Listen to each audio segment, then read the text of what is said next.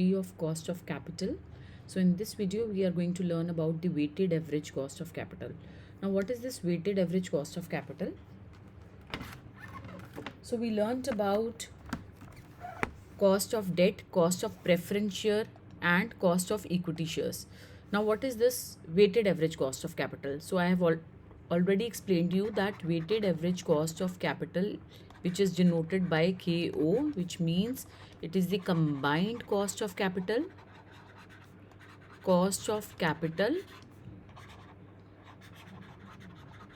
of all securities, right?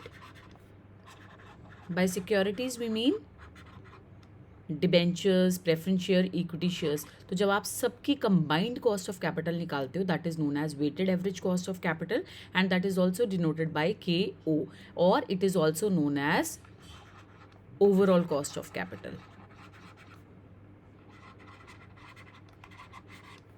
I hope this is clear to you. So calculate कैसे करते हैं, इसका कोई फॉर्मूला एज सच नहीं है. फॉर एग्जाम्पल आपके डिफरेंट सोर्सेज ऑफ फाइनेंस हैं, ठीक है. आपने बिजनेस में इक्विटी रखा हुआ है, आपके बिजनेस में डिबेंचर्स हैं और प्रेफरेंस शेयर्स हैं, एट टाइम्स रिटेन्ड अर्निंग्स भी होती हैं.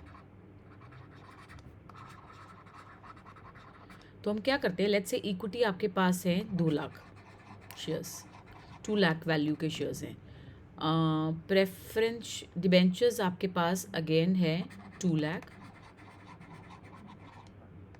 प्रेफरेंस शेयर्स हैं आपके पास 1 लाख. और हम एक काम करते हैं, इसको 5 लाख ले लेते हैं. 5 लाख इक्विटी शेयर्स हैं, डिबेंचर्स 2 लाख कर लीजिए, प्रेफरेंस शेयर्स भी 2 लाख कर लेते हैं, ठीक है. और रिटेन्ड अर्निंग्स कर लेते हैं 1 लाख. थोड़ी कैलकुलेशन इजी हो जाएगी, बताती हूँ क्यों. सो ये आपका टोटल आ जाएगा 10 लाख, ठीक है. मतलब टोटल हमारे पास कैपिटल है 10 लाख. कैसे आया 10 लाख आपका? 5 लाख इक्विटी शेयर से, 2 लाख डिबेंचर से, प्रेफरेंस शेयर से 2 लाख और रिटेन्ड अर्निंग से 1 lakh. So this is the total capital of the firm. अब टोटल कैपिटल में इक्विटी शेयर का कितना प्रपोर्शन है, तो हम प्रपोर्शन कैलकुलेट कर लेते हैं, ठीक है. So what is the proportion of equity shares, बताओ. 10 लाख टोटल कैपिटल है, उसमें से 5 लाख आपके इक्विटी शेयर्स हैं, तो टोटल प्रपोर्शन, इसका प्रपोर्शन कितना हो गया इक्विटी शेयर्स का? 50%, ठीक है. डिबेंचर्स का प्रपोर्शन हो गया 20% और प्रेफरेंस शेयर का प्रपोर्शन हो गया 20% and then 10% is your retained earnings. So total proportion आपका 100% होना चाहिए. Is that clear? So this divided by this will give you the proportion. और you can write it like this, 0.50 भी लिख सकते हो इसको, 0.20, 0.20 एंड 0.10, इस तरह से लिखा करो आप इसको. 100 से मल्टीप्लाई करके परसेंटेज में लिखने की ज़रूरत नहीं है. फाइनल आंसर ही हम सिर्फ परसेंटेज में दिखाते हैं. तो ये प्रपोर्शंस हैं. तो प्रपोर्शंस को हम बोलते हैं weight. Is that clear? Cost of capital में प्रपोर्शन को बोलते हैं weight. So proportion of each security, these are your securities. So proportion of each security is this one and this is also known as capital structure of the firm, ठीक है. ये capital structure के chapter में हम next chapter में discuss करेंगे, next video में. So capital structure हमारा क्या है? अगर आपसे कोई क्वेश्चन पूछे what is the capital structure of the firm, तो आप बोलोगे कि हमारी टोटल कैपिटलाइजेशन फर्म की है 10 lakh and out of 10 lakh we have 50% equity share. So now you are explaining the proportion of security. So whenever you explain the proportion of security, that means this is the capital structure of the firm. और हम इसको यहाँ पर इस cost of capital के chapter में wait बोलेंगे. अब लेट्स से आपको इक्विटी की कॉस्ट ऑफ कैपिटल गिवन है 0.12, डिबेंचर्स की गिवन है लेट्स से 7%, प्रेफरेंस शेयर्स की आपको गिवन है लेट्स से 9%, ठीक है. अब रिटेन्ड अर्निंग्स की कॉस्ट ऑफ कैपिटल तो मैंने आपको करवाई नहीं. अगर ये आपको कॉस्ट ऑफ कैपिटल जो है वो गिवन हो तब तो ठीक है, नहीं तो हम कैलकुलेट कर सकते हैं. We know the formula of KE, we know the formula of KD, we know the formula of KP, so we can calculate this also. तो अगर आपको यहाँ पर कॉस्ट ऑफ कैपिटल, ऐसे वाले weighted average cost of capital के questions में अगर कॉस्ट ऑफ कैपिटल गिवन नहीं है, आपको खुद से कैलकुलेट करनी है, तो क्वेश्चन आता है 15 मार्क्स में, ठीक है. अगर यही कॉस्ट ऑफ कैपिटल जो है आपको गिवन है तो क्वेश्चन की वेटेज जो है वो कम हो जाती है, 7 to 8 मार्क्स में यही क्वेश्चन आता है, right. But weighted average cost of capital का न्यूमेरिकल क्वेश्चन आता ही आता है एग्जाम्स में. नाउ इक्विटी 0.12, डिबेंचर्स 0.07, ये प्रेफरेंस शेयर गिवन है, नहीं तो निकाल लेंगे. ठीक है. अब रिटेन्ड अर्निंग्स की कॉस्ट ऑफ कैपिटल, मैंने एक बार पहले भी आपको ये चीज़ बताई है कि रिटेन्ड अर्निंग्स जो है that belongs to equity share holders. ये इक्विटी शेयर होल्डर के प्रॉफिट्स में से जो है निकाली जाती है. कैसे, देखो ध्यान से. सबसे पहले हमारा जो नेट प्रॉफिट होता है जिसको हम एफएम में EBIT बोलते हैं. ठीक है. इस EBIT में से हम इंटरेस्ट पे करते हैं. फिर हमारा आ जाता है प्रॉफिट बिफोर टैक्स. फिर हम इसमें से टैक्स पे करते हैं. We get profit after tax. ठीक है. फिर आप इसमें से प्रेफरेंस डिविडेंड है तो माइनस कर दो.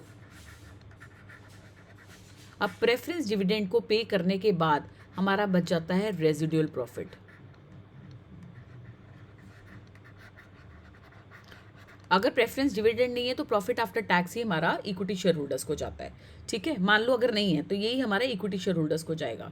अब हम क्या करते हैं, ये जो प्रॉफिट बचा हुआ है हमारा, मान लो ये प्रॉफिट आफ्टर टैक्स या और रेजिडुअल प्रॉफिट, जो मर्जी कह लो इसको, अगर प्रेफरेंस डिविडेंड नहीं है तो इसमें से ये हम डिवाइड करते हैं. जो भी रेजिडुअल प्रॉफिट आपका बचा हुआ है ये हम डिवाइड करते हैं नंबर ऑफ शेयर होल्डर्स से. नंबर ऑफ शेयर्स, मान लो मेरा बचा हुआ प्रॉफिट है टैक्स वगैरह पे करने के बाद 10 लाख. अब 1 लाख मेरे पास नंबर ऑफ शेयर्स हैं इक्विटी शेयर होल्डर्स, यानी मेरी अर्निंग पर शेयर, कंपनी एक शेयर पे कितना कमा रही है, EPS कितना कमा रही है, ₹10. ठीक है. ये जो EPS है, गॉट माई पॉइंट, सब कुछ हमने दे दिया. पहले नेट प्रॉफिट कैसे आया होगा, ये EBIT आपका बिजनेस के सारे ऑपरेटिंग एक्सपेंसेस को निकालने के बाद, सारे खर्चे ऑपरेटिंग नॉन ऑपरेटिंग जितने भी खर्चे हमने सब निकाले, हमारा EBIT आ गया.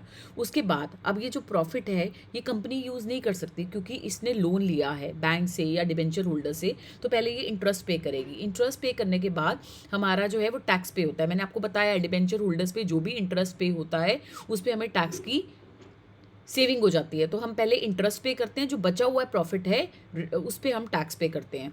सो टैक्स पे करने के बाद लेट्स से अगर आपका प्रेफरेंस डिविडेंड है तो वो पे कर देना, अदरवाइज ये जो प्रॉफिट है ये हमारे शेयर होल्डर्स के बीच में डिवाइड हो जाता है. सो इसका मतलब ये हमारी आ जाएगी 10 लाख का मेरा प्रॉफिट है, 1 लाख मेरे शेयर होल्डर्स हैं. सो that means my earning per share, एक शेयर पे कंपनी कितना कमा रही है, ₹10. राइट. अब ये 10 के 10 रुपए इक्विटी शेयर होल्डर्स के हैं क्योंकि हम सबको पे कर चुके हैं. बिजनेस के खर्चे, डिबेंचर होल्डर, लोन, गवर्नमेंट का tax, everything we have paid. Now that means these ₹10 belongs to equity share holders, but we do not pay the entire EPS to equity shareholders. What we do is we retain some profit and we pay something as dividend. हम meeting organise करते हैं and हम अपनी dividend distribution ratio जो है वो decide करते हैं मीटिंग में. सो लेट्स से हमने सोचा कि डिविडेंड पे आउट जो है वो इस बार होगा 80%, यानी अर्निंग पर शेयर का, या 70% हम जो है वो पे करेंगे. There are certain mandatory reserves also जो हमें क्रिएट करने होते हैं. ठीक है. हम अपना इस बार 70% पे आउट रेशियो करेंगे. तो इसका मतलब 10 रुपये का 70% इज ₹7. तो डिविडेंड होगा अगर 7. अगर आप ₹10 में से 70% पे कर रहे हो तो दैट मीन्स आप रिटेन कितना कर रहे हो, 30% ऑटोमेटिकली. ठीक है. सो दैट मीन्स ये 30% हम बिजनेस में री इन्वेस्ट कर रहे हैं. अब आप मेरी कंपनी के शेयर होल्डर्स हो, आप कहोगे सबको पूरा हिस्सा मिला है, why we are not getting the full share. तो आप मेरी कंपनी के इक्विटी शेयर होल्डर हो, मैं आपको कन्विंस करूंगी कि ठीक है आप लोग मेरी कंपनी के शेयर होल्डर्स हो, मैंने जो भी पैसा इन्वेस्ट करा है हमने आपके बेनिफिट के लिए बिजनेस में री इन्वेस्ट करा है. लेट्स से बिजनेस के प्रॉफिट्स जो हैं ये बढ़ जाते हैं. ठीक है. 1 लाख से 1.5 लाख हो जाते हैं प्रॉफिट, तो इंटरेस्ट तो फिक्स जाएगा, दिस इज फिक्स्ड. ठीक है. टैक्स भी गवर्नमेंट को चला जाएगा. जो भी एक्स्ट्रा प्रॉफिट होगा, प्रेफरेंस डिविडेंड भी फिक्स जाता है. सो दैट मीन्स जो भी एक्स्ट्रा प्रॉफिट होगा बिजनेस में री इन्वेस्ट करने की वजह से उसका बेनिफिट किसको मिलेगा, EPS किसका बढ़ेगा, आपका EPS बढ़ेगा. ठीक है. अर्निंग पर शेयर जो है वो भी आपकी इंक्रीज होगी इक्विटी शेयर होल्डर्स की. सेकेंडली, अगर हमारी कंपनी के प्रॉफिट्स बढ़ते हैं तो मार्केट वैल्यू भी ऑफ शेयर भी इंक्रीज होगी. तो कभी आपने सुना है डिबेंचर्स की मार्केट वैल्यू इंक्रीज हो गई या प्रेफरेंस शेयर्स की मार्केट वैल्यू इंक्रीज हो गई. मार्केट वैल्यू चेंज होती है इक्विटी शेयर होल्डर्स की. Is that clear. So that is why हम ये कहते हैं कि अल्टीमेटली जितने भी प्रॉफिट्स होते हैं हम उसको अगर री इन्वेस्ट करेंगे तो उससे आप ही का फ़ायदा है. अगर हम उसको री इन्वेस्ट नहीं करते और हमारे बिजनेस में हमें न्यू फंड्स की ज़रूरत पड़ती है तो हम नए शेयर्स इशू करेंगे. जब हम नए शेयर्स इशू करेंगे तो ये 1 लाख शेयर होल्डर्स जो हमारे हैं ये भी बढ़ जाएंगे तो ईपीएस गिर सकता है कंपनी का. So that is why we convince the share holders. जो हमने डिविडेंड डिस्ट्रीब्यूशन उसमें आपने 3 डिसीजंस करे थे स्कोप ऑफ फाइनेंशियल मैनेजमेंट में. आपने करा था financing decision, dividend decisions and investment decision. तो डिविडेंड डिसीजंस में हमने ये पढ़ा था कि हम शेयर होल्डर्स को कन्विंस करते हैं कि why we want to retain the profits. So ये सारा एक बैकग्राउंड था, मैंने आपको दोबारा से दे दिया. सो दैट मीन्स रिटेन्ड अर्निंग्स जो है वो इक्विटी शेयर होल्डर्स की होती है. दैट इज़ वाई जो भी इक्विटी शेयर होल्डर का कॉस्ट ऑफ कैपिटल है, एक्सपेक्टेड रेट ऑफ रिटर्न है, वही रिटेन्ड अर्निंग्स पे होता है. हम एज्यूम करके चलते हैं. सो दैट इज़ वाई यहाँ पर ऑटोमेटिकली आपने सेम ले लेना even if it is not given in the question. Am I clear? Now how to calculate weighted average cost of capital. जब आपने प्रपोर्शन निकाल लिया, कॉस्ट ऑफ कैपिटल गिवन होगी इधर या फिर हम कैलकुलेट करेंगे. तो ये कॉस्ट ऑफ कैपिटल हमारी होगी, तो वेट्स को मल्टीप्लाई करना है आपने कॉस्ट ऑफ कैपिटल से. Weights multiply by cost of capital. So 0.50 into 0.12, ये जो भी मल्टीप्लाई करोगे this in 0.20 into 0.07, 0.20 into 0.09 and this into this, whatever we will get, इसका जो टोटल है that is called weighted average cost of capital. Is that clear? ये आपकी weighted average cost of capital आ जाएगी. There is alternate method also जो इस तरह से कहता है ये बुक वैल्यू है, बुक वैल्यू का टोटल है. ठीक है, सो बुक वैल्यूज को मल्टीप्लाई करो कॉस्ट ऑफ कैपिटल के साथ. इसको मतलब प्रोपोर्शन मत निकालो, book value multiply by cost of capital, this into this. ठीक है, जो भी उसका समेशन आएगा, एक तरीका ये है ऑल्टरनेट, और this is an alternate method. उसको टोटल ऑफ दिस यानी 10 लाख से डिवाइड कर देना, total summation of book value से डिवाइड कर देना इंटू 100. तो ये भी आपका एक तरीका है कैलकुलेट करने का. दोबारा से बता रही हूँ, सबसे पहले सोर्सेज दिए हैं उनका प्रोपोर्शन निकाल लो, दिस डिवाइडेड बाय दिस, ये प्रोपोर्शन आ जाएगा. प्रोपोर्शन को कॉस्ट ऑफ कैपिटल से मल्टीप्लाई करो. ठीक है, जो उसका टोटल होगा दैट इज द आंसर 1. दूसरा, आप प्रोपोर्शन मत निकालो. ठीक है, बुक वैल्यू को डायरेक्टली कॉस्ट ऑफ कैपिटल से मल्टीप्लाई कर दो, जो उसका टोटल आएगा multiplicate book value into cost of capital करते गए आप. ठीक है, जो उसका टोटल आएगा summation of this divided by this total will also give you an answer. So इस ये method, but I will be using this method only, weights into cost of capital वाला. ठीक है, सो ये है. अब moving on to weighted average cost of capital. Again मैंने आपको बता दिया कैसे कैलकुलेट होता है. ये 2 तरीके से कैलकुलेट होता है. बुक वैल्यू वेट्स के अकॉर्डिंग क्वेश्चन आ सकता है आपको, और मार्केट वैल्यू वेट्स के अकॉर्डिंग. अगर हम यहाँ पर बुक वैल्यूज़ की जगह मार्केट वैल्यूज़ कैलकुलेट करके ले लें और मार्केट वैल्यू का प्रोपोर्शन निकालें, फिर market value into cost of capital करें, जो उसका आंसर होगा वो मार्केट वैल्यू वेट्स के अकॉर्डिंग होगा. और अगर हम बुक वैल्यूज़ लेके करें तो बुक वैल्यूज़ के हिसाब से आंसर आ जाएगा. ये क्वेश्चंस में करेंगे और डिस्कस करेंगे, then you will get to know. So will be doing 2 methods. Weighted average cost of capital आपको ये नहीं है कि either of the method use करना है. एग्जाम्स में either they will ask you to calculate weighted average cost of capital by on the basis of book value weights और weighted average cost of capital on market value weights. Question में specify किया जाएगा, या दोनों भी आ जाते हैं 15 marks के क्वेश्चन में. Now this is the question. The following information has been extracted from the balance sheet of fashion limited as on 31/12/1998. Okay, equity share capital दिया हुआ है 400, 12% डिबेंचर्स दिए हुए हैं 400 lakhs एंड 18% टर्म लोन. अब ये लोन और डिबेंचर एक ही बात है, मैंने आपको बताया था. इसकी कॉस्ट भी केडी की तरह ही कैलकुलेट करनी है. ठीक है, बस इसको लिख के एल देंगे. 400, 400, 1200, ये टोटल 2000 आएगा इसका. Determine the weighted average cost of capital of the company. अब यहाँ पर मार्केट वैल्यूज़ गिवन नहीं है, इसलिए हम एज्यूम करेंगे बुक वैल्यू वेट्स पे ही करना है. जो बैलेंस शीट में इन्फॉर्मेशन गिवन होती है, देखो the information has been extracted from the balance sheet of the company. तो बैलेंस शीट में जो वैल्यूज़ गिवन होती हैं, this is book value only. Is that clear? So that is why we'll assume that book value weights पे ही calculate होगा ये. It has been paying dividend at the consistent rate of 20% per annum. Has been paying dividend. अब आपको एक बार फिर से ये चीज़ बता दूँ, ये D0 या फिर D1, ये 2 चीज़ें होती हैं. हमने KE का फॉर्मूला करा इस चैप्टर में, D/P0 या NP ले सकते हैं अगर न्यू शेयर है तो, और D/NP भी ले सकते हैं. ठीक है, या दूसरा हमने फॉर्मूला करा D1 upon P0 plus G। ठीक है, so there is a difference between D and D1 जो मैंने वैल्यूएशन के चैप्टर में भी समझाया आपको। यहाँ पर लिखा हुआ हैज़ बीन पेइंग डिविडेंड।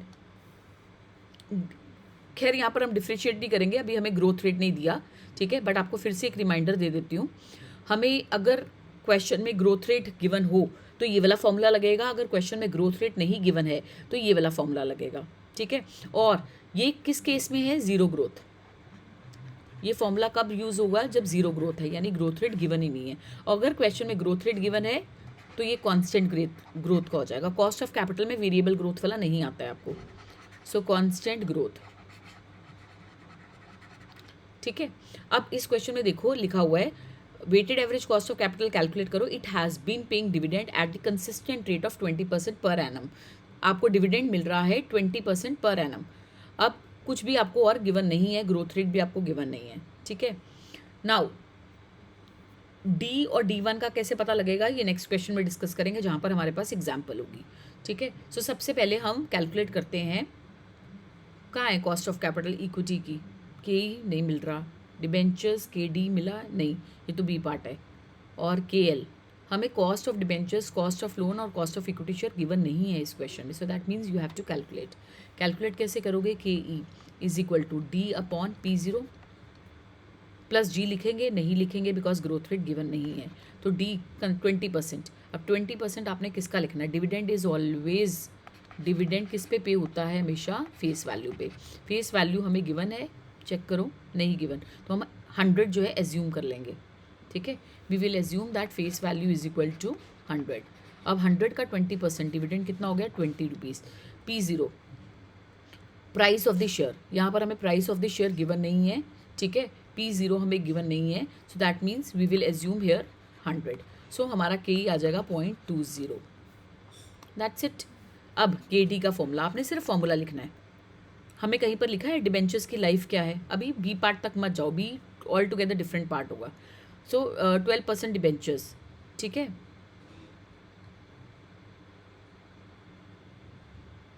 हमें डिबेंचर्स की मैंने आपको फॉर्मूला क्या करवाया है? I1 - T upon what? B0। अब सबसे पहले हमें B0 निकालना है।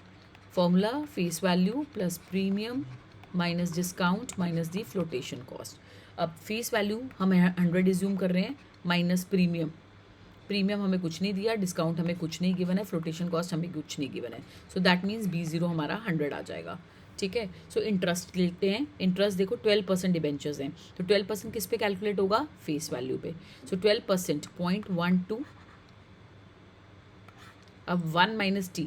अब टैक्स रेट देखो यहाँ पर लिखा हुआ है determine the effect of income tax on the cost of capital under both premises. दोनों सिचुएशंस में आपने जो है इनकम टैक्स लेना है, पर इस पार्ट तक हमें टैक्स रेट गिवन नहीं है, तो हम एज्यूम कर रहे हैं ये वाला विदाउट टैक्स कॉस्ट कैलकुलेट करनी है, ये थर्ड पार्ट में टैक्स। अदरवाइज अगर टैक्स रेट हमें गिवन होता इसी पार्ट में तो हम विद आफ्टर टैक्सेस जो है वो कॉस्ट ऑफ कैपिटल कैलकुलेट करते हैं। अभी हम एज्यूम कर रहे हैं ए पार्ट तक हमें कोई टैक्स रेट गिवन नहीं है, या तो हमें ऊपर जनरल इन्फॉर्मेशन में दिया होता है, या फिर यहाँ पर लिखते calculate weighted average cost of capital और टैक्स रेट इतना है, तो हमें गिवन नहीं है टैक्स रेट, तो 1 - T में हम कुछ नहीं ले रहे, 0 ले रहे हैं। ठीक है, 1 - 0 इज 1, सो 0.12 अपॉन 100, तो कॉस्ट ऑफ डिबेंचर्स भी आपकी 12% आ जाएगी। ठीक है, अब KL कैलकुलेट करना है। Again same formula, I interest पे करोगे, इंटरेस्ट कितना है इस पे? 18%। Can I right it 0.18? कोई फेस वैल्यू, प्रीमियम, डिस्काउंट कुछ नहीं है, सेम फॉर्मूला। सो यानी 100 पे 18% टैक्स है। अगर 100 का लोन लोगे तो 18% टैक्स लगेगा, यही मतलब हुआ इसका। ठीक है, इसमें कोई प्रीमियम डिस्काउंट होगा भी नहीं L वाले केस में, कॉस्ट ऑफ लोन के केस में, सो ये 18% ही आ जाएगा। 1 - T करना था क्योंकि लोन पे भी हमारा इंटरेस्ट पे हमारी टैक्स की बचत होती है, लेकिन हमें टैक्स रेट यहाँ तक दिया नहीं हुआ, इसलिए हम नहीं ले रहे 1 - T। बार बार ये चीज़ बता रही हूँ। तो KD आ गया, KE कैलकुलेट कर लिया, KL कैलकुलेट कर लिया, हमने कॉस्ट ऑफ कैपिटल जो है वो कैलकुलेट कर ली। अब प्रोपोर्शन कैलकुलेट कर लें, 400 डिवाइडेड बाई 2000 कितना आ जाएगा? वेट्स कैलकुलेट कर लो, वेट कितना आ जाएगा? 400 डिवाइडेड बाई 2000। एक बार डिवाइड करके देखो, so it is 400 divided by, I'm calculating on my calculator, so it is 0.2. again ये सेम आएगा 0.2 and this is 1200 divided by 2000, 0.6 total 1 आ जाएगा. ठीक है, सो ये वेट्स आ गए. सो आपने क्या करना है, वेट्स को मल्टीप्लाई करना है कॉस्ट ऑफ कैपिटल से. कॉस्ट ऑफ कैपिटल अभी आपने कैलकुलेट करी थी 0.20, 0.12, 0.20, 0.12 and 0.18. So weights multiply by cost of capital, ये मल्टीप्लाई करोगे and this will give you WACC answer. So will check this. So look here, ये आपका आ जाएगा 0.2, 0.2 एंड 0.6. तो weight multiply by cost of capital जब आप करोगे तो आपके पास weighted average cost of capital आ जाएगी. आप सीधा इन्होंने परसेंट, ये दिस इज द आंसर. ठीक है, सो 17.2% इज द आंसर. इन्होंने पहले ही 100 से मल्टीप्लाई करके लिया हुआ है, दैट इज़ वाई हम 100 से एंड में मल्टीप्लाई करते हैं. सो आपका weighted average cost of capital आ जाएगी यहाँ पर. ठीक है, अब बी पार्ट पे चलते हैं. बी पार्ट क्या कहता है हमारा, what difference will it make if the current price of 100 share is ₹160. कहते हैं अगर P0 हमने इस पार्ट में 100 एज्यूम करा था, अगर P0 हम 100 की जगह उसको P0 को 160 ले ले तो क्या होगा, तो के ही चेंज होगा बस, बाकी दोनों चीज़ें तो सेम रहेगी. ठीक है, तो प्राइस ऑफ शेयर जो है वो चेंज हो रहा है 100 की जगह 160. तो कैलकुलेट कर लो बी पार्ट में क्या आ जाएगा. P0 हमने क्या लिया है 20% डिविडेंड, याद रखना फेस वैल्यू पे कैलकुलेट होगा और फेस वैल्यू 100 एज्यूम करिए. Price current market price of share जो है वो 100 की जगह 160 हो गया, तो 20 डिवाइडेड बाय 160 हो जाएगा आपका. What will be the answer, check कर लो एक बार. 20 डिवाइडेड बाय 160, सो 20 डिवाइडेड बाय 160 ये आ जाएगा 0.125. तो के ई आपका चेंज हो जाएगा. ठीक है, 0.125 हो जाएगा. सो 0.125 अगर आप के ई लेते हो तो आपका आंसर ये देखो 0.125 हो जाएगा. सो 0.125 के साथ आप कैलकुलेट कर लो. 12.5%, 12%, 18%, बाकी दोनों चीज़ें सेम रहेगी, प्रोपोर्शन सेम रहेगा. So either you can write like this 0.125, 0.12, 0.18 into weights को हमने कैसे लिखा था 0.2, 0.2 एंड 0.6. तो दिस मल्टीप्लाई बाय दिस, जो भी आंसर आएगा उसको 100 से मल्टीप्लाई कर दोगे तो 15.7% आपका आंसर आ जाएगा बी पार्ट का. ठीक है, moving on to the next part. Determine the effect of income tax on the cost of capital under both premises. कहते हैं अगर आपका जो है चेंज हो गया, सॉरी इनकम टैक्स जो है अब लेना है 40%. तो अगर इनकम टैक्स का इफेक्ट किस पे होता है, डिबेंचर्स पे होता है और लोन पे होता है. तो फर्स्ट वाले पार्ट में हम करके देख लेते हैं. यहाँ पर इक्विटी की कॉस्ट ऑफ कैपिटल या look here.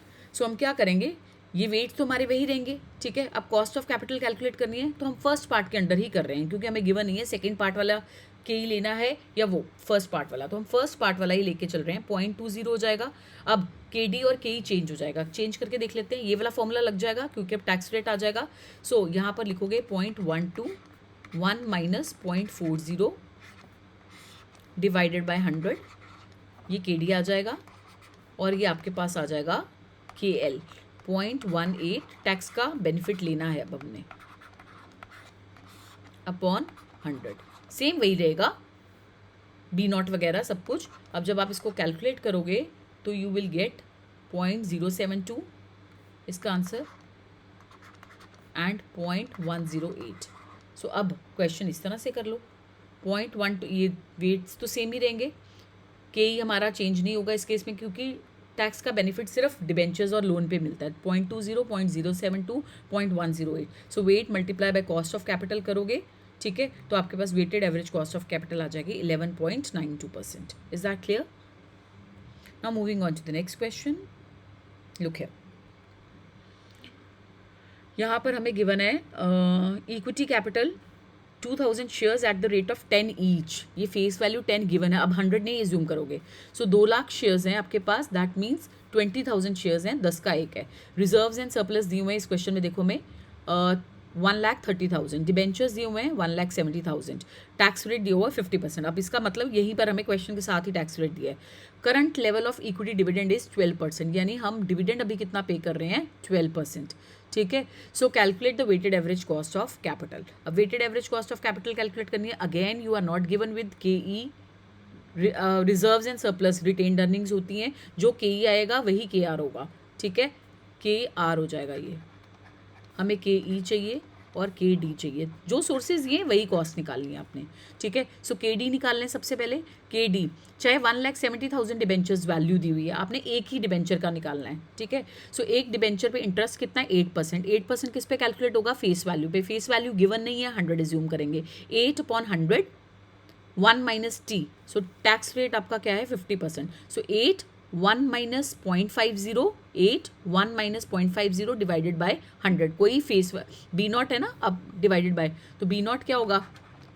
Face value plus premium minus discount minus the flotation cost. कुछ नहीं है हमारे पास, that is why face value ली है.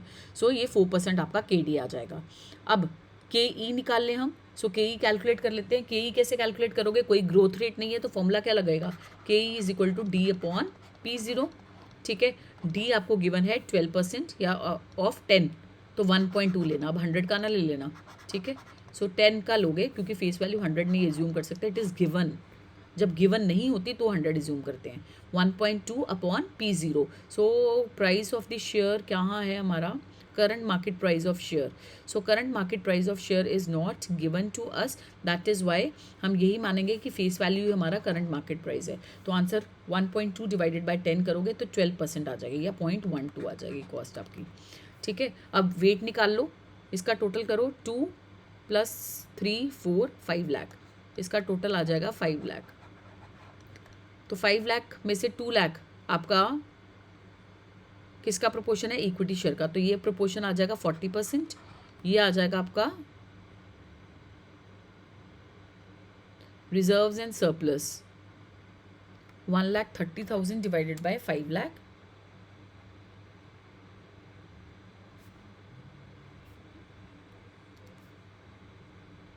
One second. 1,30,000 divided by 5 lakh, 0.26 and next 0.26 and next आ जाएगा आपका debentures which is 1,70,000 divided by 5 lakh, 0.34 plus 0.26 check कर ले. 100% आ रहा है प्लस 40. तो ये पता नहीं क्या दिया हुआ है इन्होंने, ये कुछ नहीं है. ठीक है. सो यहाँ पर आपका आ जाएगा प्रोपोर्शन. ये प्रोपोर्शन है. ठीक है. 40 और ये कॉस्ट ऑफ कैपिटल आपने कैलकुलेट करी थी 4%. KR की सेम 12% ले ली, इसकी भी 12% और ये प्रोपोर्शन है. Weights into cost of capital करोगे ये आपका आंसर आ जाएगा. ठीक है. Moving on to the next question. Now look here.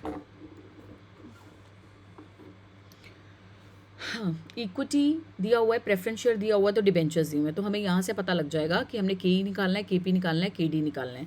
ठीक है. अब उसके बाद है आपका 40 लाख की इक्विटी शेयर्स हैं और 2 लाख शेयर्स हैं. तो 40 lakh divided by 2 lakh number of shares. यहाँ पर भी वैल्यू आप एज्यूम नहीं करोगे. नंबर ऑफ शेयर्स भी गिवन है, रुपीज़ भी गिवन है, तो दैट मीन्स इसकी वैल्यू आ गई आपके 20 पर शेयर. ठीक है. तो फेस वैल्यू 20 ईच है यहाँ पर, ये याद रखना. 6% प्रेफरेंस शेयर्स गिवन है एंड 8% डिबेंचर्स है. तो ये rate of dividend on preference shares है एंड ये rate of interest on debentures है. अब देखो, the market price of share equity share is ₹20. Market price P0 भी 20 ही है बाई चांस. ठीक है. It is expected that the company will pay dividend of ₹2 per share at the end of current year which will grow at 7%. अब इस question में growth rate given है. ठीक है. तो ग्रोथ रेट वाले में KE का फॉर्मूला क्या हो जाएगा? वी शुड नो दिस कि KE का फॉर्मूला आपका हो जाएगा ग्रोथ रेट वाले क्वेश्चंस में KE is equal to D1 P0 plus G. ठीक है. D1 P0 plus G. अब D1 का मतलब होता है dividend at the end of 1 year. अब हमें क्वेश्चन में ये चेक करना है, कई बार हमें क्वेश्चन में D1 दे देते हैं, कई बार हमें क्वेश्चन में D0 दे देते हैं। हमें ये पता नहीं चलता है कि D1 है या D0 है। तो ध्यान से देखो कैसे पता चलेगा आपको। यहाँ पर लिखा हुआ है, यहाँ पर लिखा हुआ है आपके पास कि the market price of company, ये तो P0 है, ठीक है। It is expected that the company will pay dividend. Will pay मतलब पे करेगी, कब पे करेगी? At the end of 1 year. So याद रखना, अगर आपको पास्ट या प्रेजेंट टेंस में डिविडेंड गिवन है, मैंने ये वैल्यूएशन के चैप्टर में भी समझाया था कॉन्सेप्ट, तो it means it is D0। For example, the company is paying dividend of ₹2 per share. Is paying मतलब प्रेजेंटली पेइंग, तो ये D0 गिवन है। Company has been paying dividend of ₹2 per share, that means ये past dividend है। Has been मतलब पहले पे करती थी, तो ये भी D0 है। पहले पे कर रही थी, अभी भी पे कर रही होगी, मतलब पिछले साल D0 है, अभी भी यही सेम है। लेकिन D1 company will pay, future tense में अगर गिवन हो तो इसका मतलब ये D1 गिवन है, ठीक है।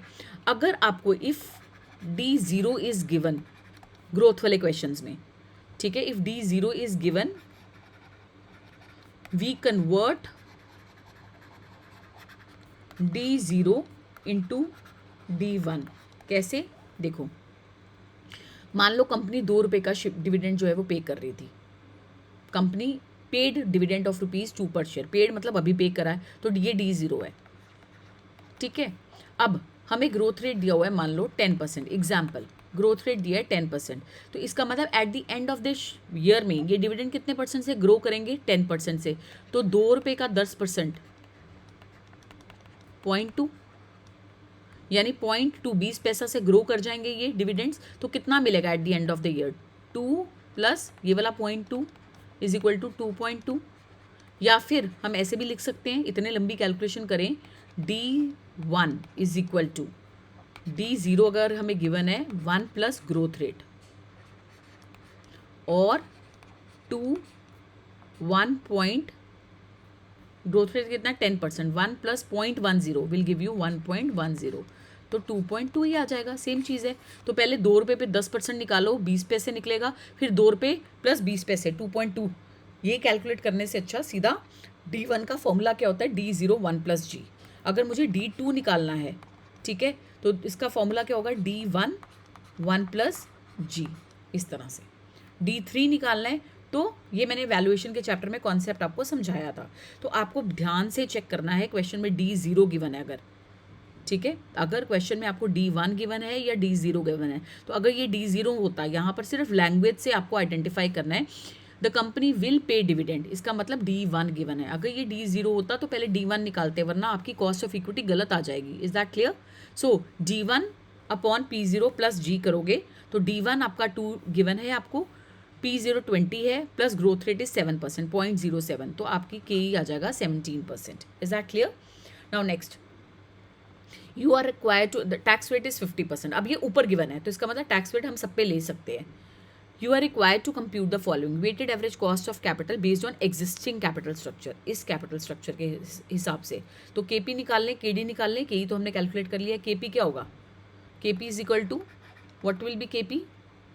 KP is equal to D upon NP, ठीक है, I upon D upon NP। Net proceed is what? Face value plus premium minus discount minus flotation cost. ना फेस वैल्यू है, ना सॉरी, ना प्रीमियम है, ना डिस्काउंट है, ना फ्लोटेशन कॉस्ट है, तो NP हमारा फेस वैल्यू हो जाएगा, which is again we will assume that 100 होगा, ठीक है। So 6 upon 100 will give you 0.06। अगर कुछ ना गिवन हो तो यही आपकी कॉस्ट ऑफ कैपिटल आ जाती है, कोई इन्फॉर्मेशन। अब 8% है, ये ही नहीं आएगी क्योंकि इसमें से 1 माइनस T करना है, तो टैक्स रेट कितना है? 50%, तो इसका आधा आएगा, देखना 4% आ जाएगा। आप कैलकुलेट करके देख लो, ठीक है।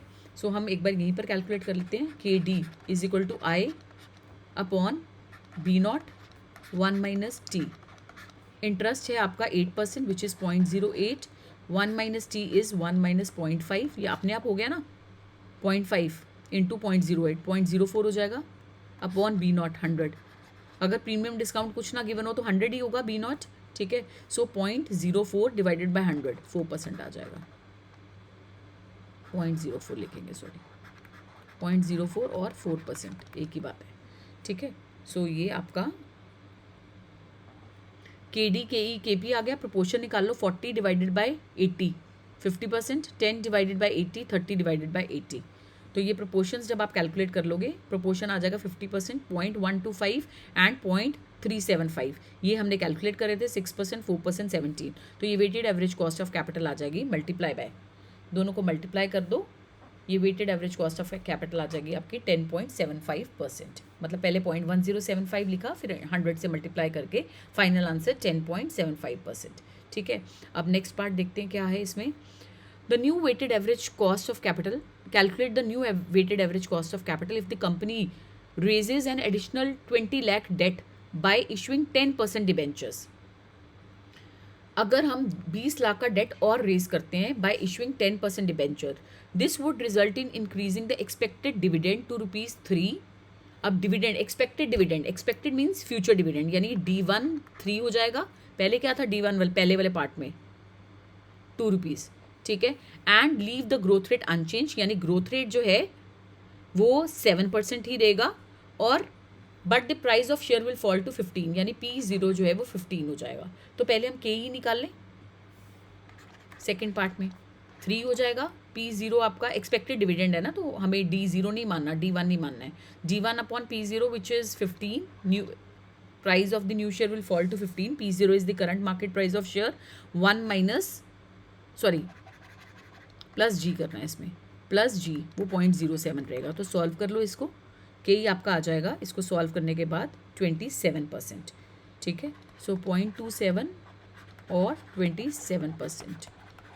नेक्स्ट, अब नए शेयर्स आपने इशू करे हैं, 20 लाख का डेट एडिशनल आपने रेज करा है, इंटरेस्ट इसका बाय इशुइंग 10% डिबेंचर्स। तो 10% डिबेंचर्स हैं देखो, तो इसकी कॉस्ट ऑफ कैपिटल क्या आएगी, KD 10%, 10% of 100 is 10, 1 minus tax rate change नहीं होगा, देखना इसका 50% ही आ जाएगा सीधा, अगर टैक्स रेट 50% है, अपॉन 100, तो ये आ जाएगा, ये 5 हो जाएगा, 5 डिवाइडेड बाय 100 इज 0.05। तो ये KD भी आपके पास नया आ गया। अब weighted average cost of capital कैसे निकालनी है, देखो ये 8% डिबेंचर्स और 10% डिबेंचर्स को मिक्स मत कर देना, हमने नए डिबेंचर्स इशू कर रहे हैं, पहले वाले जो डिबेंचर्स है वो 8% था उस पर इंटरेस्ट, अब 10% वाले हैं। तो अब आपके पास 4 सिक्योरिटीज़ हो गई, डिबेंचर्स का नाम वेरी करता है तो उसको मर्ज नहीं करना, यानी इंटरेस्ट रेट डिफरेंट है तो डिफरेंट ही लिखोगे इसको। सो आपका KE हो जाएगा इक्विटी शेयर कैपिटल, KP हो जाएगा 6%, KD 8% वाला और KD 10% वाला, ठीक है। तो ये 4 सिक्योरिटीज़ हो गई, इक्विटी, प्रेफरेंस, डिबेंचर्स पहले थे 3 लाख वाले, और 10% डिबेंचर्स जो अभी नए इशू करे हैं, ठीक है। तो इसकी कॉस्ट थी 0.05, ओके, नॉट 0.5, 0.04, 0.06 और इसकी 0.27 आई थी।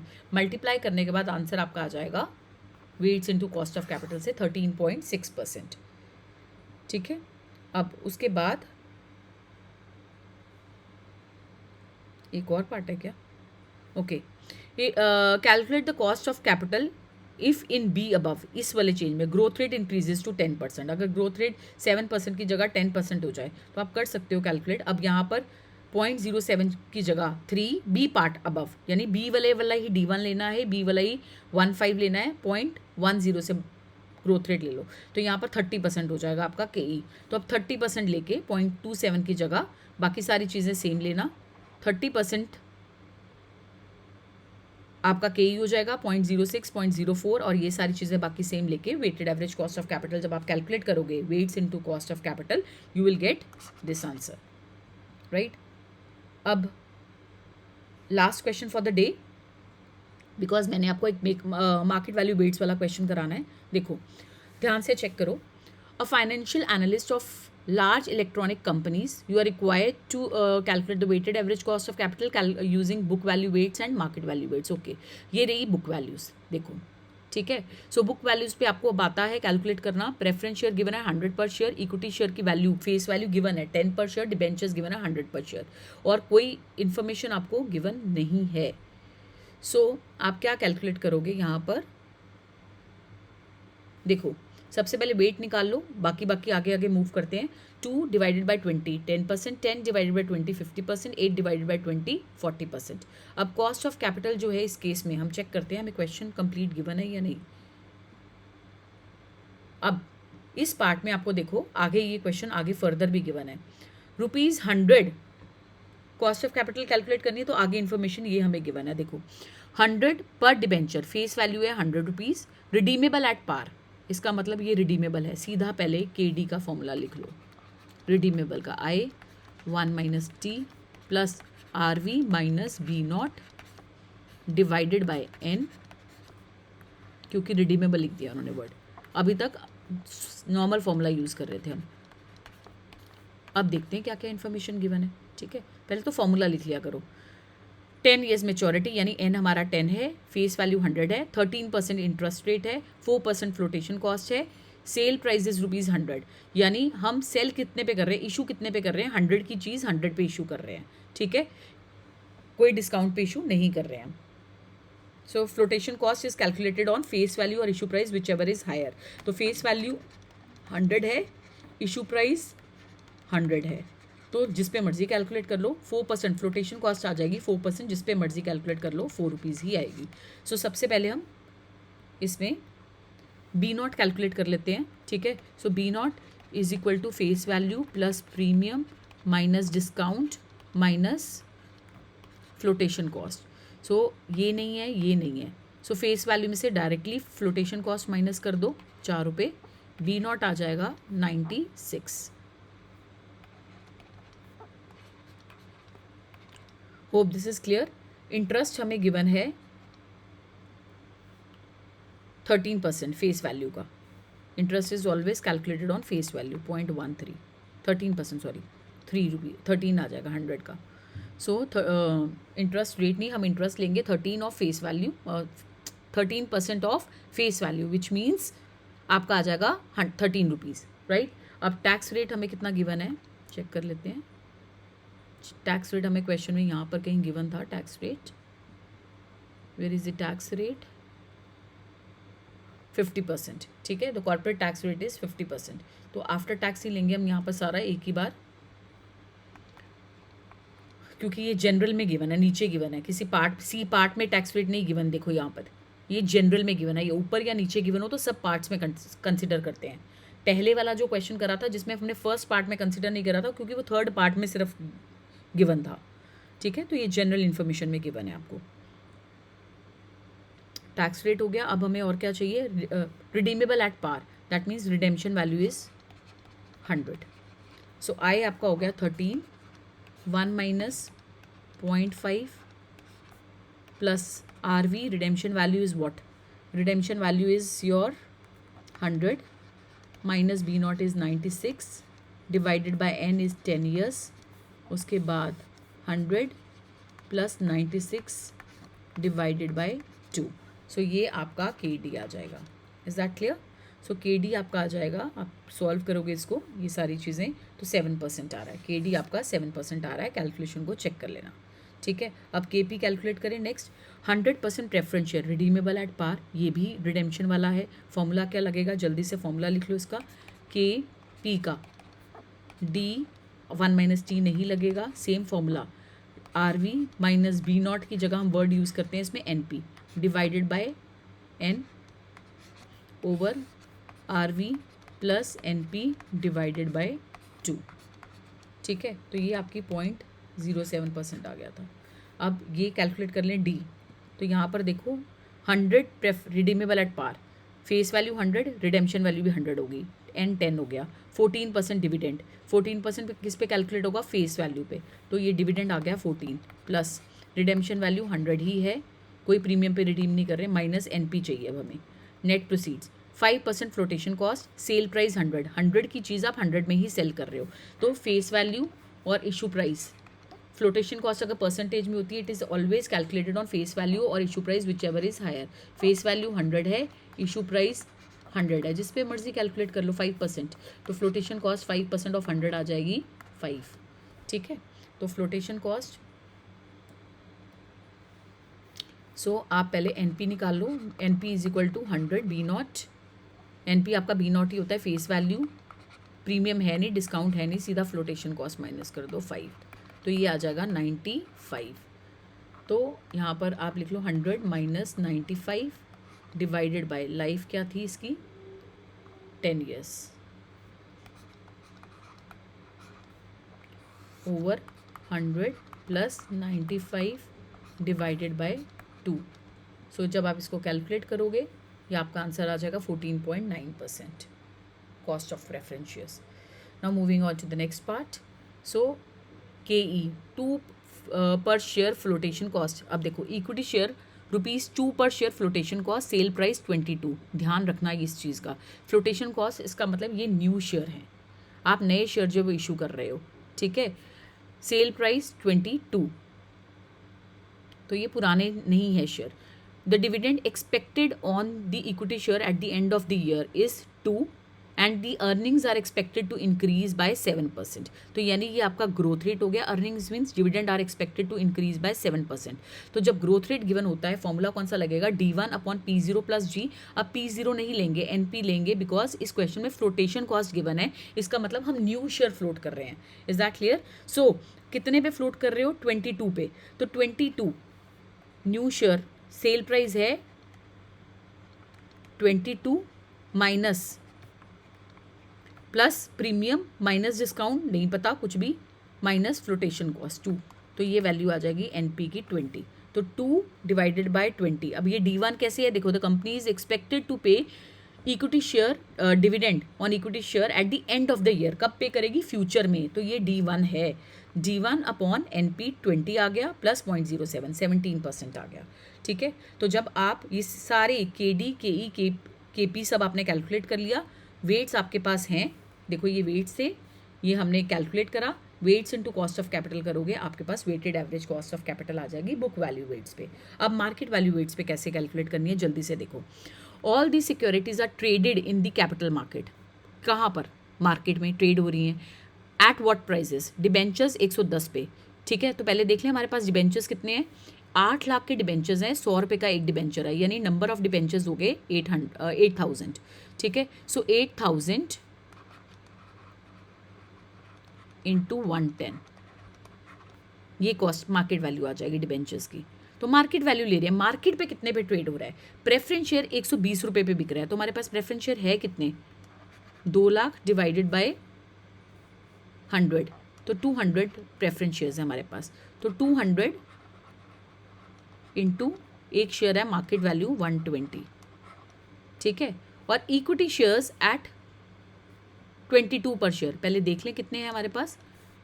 10 लाख डिवाइडेड बाय 10. तो ये आ जाएगा 1 lakh equity shares. 1 lakh equity shares 10 lakh divided by 10 करके इंटू 22 का एक शेयर है मार्केट वैल्यू. तो ये मार्केट वैल्यूज आ गई. अब मार्केट वैल्यूज का टोटल कर दो. 33,20,000. तो this divided by this weight आ जाएगा. This divided by this will be your weight and this divided by this is weight. So weights आ गए. Weight multiply by cost of capital अगर आप कर लोगे तो weighted average cost of capital at market value weights आ जाएगी. तो जब आप क्वेश्चन प्रैक्टिस कर सकते हो बुक से, जब आप मार्केट वैल्यूज लेके करते हो क्वेश्चन को, same method same formula, that is called weighted average cost of capital at market value weights. यहाँ बुक वैल्यूज को लेके करा है तो सेम कॉस्ट ऑफ कैपिटल दोनों में सेम रहेगी. ठीक है. So we are done with this.